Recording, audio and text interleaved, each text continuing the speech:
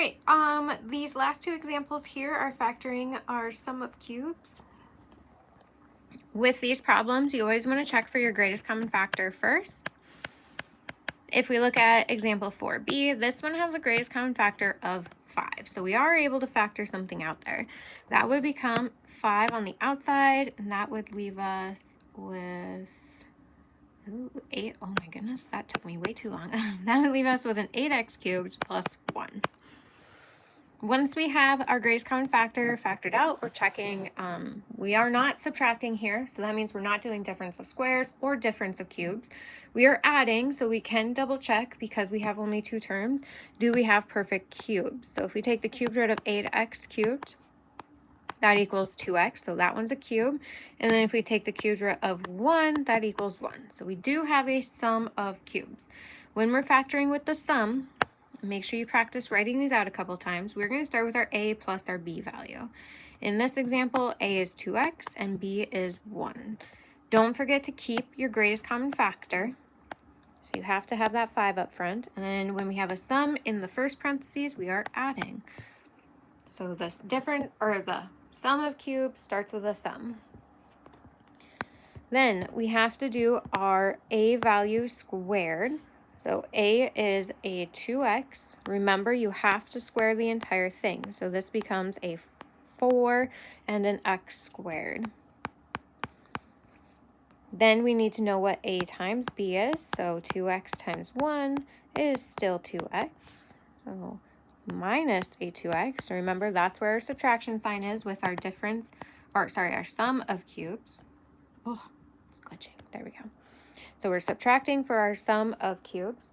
Then we are also going to end with our b squared. So b is 1. 1 squared is a 1. That is our factored answer. Remember, that last parenthesis is not going to be able to be factored any further when you do a sum or difference of cubes. Okay, looking at example C. This one we have a sum again, so starting off our GCF, this one we can factor out a 2 from everything. That would leave us with an x cubed plus 8.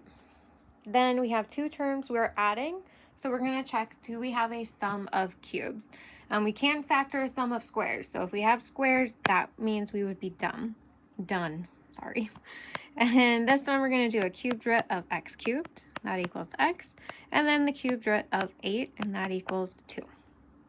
Because those are perfect cubes, we can factor this further. When we factor a sum of cubes, we start with a plus b, then we have a squared minus ab plus b squared. Don't forget to write your GCF in the front, so our final answer would be 2 times. Our a value is x and b is 2, so we'll start with x plus 2. Then we'll have our a value squared, which is just an x squared.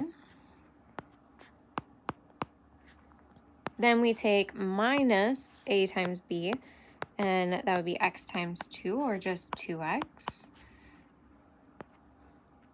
Then lastly, we do our b value squared. And this one, b was 2, so 2 squared would be 4. That gives us our completely factored answer. If you have questions on any of these, the difference of squares, the perfect square trinomials, or your sum and difference of cubes, make sure you're reaching out. We can do some extra practice before our quiz.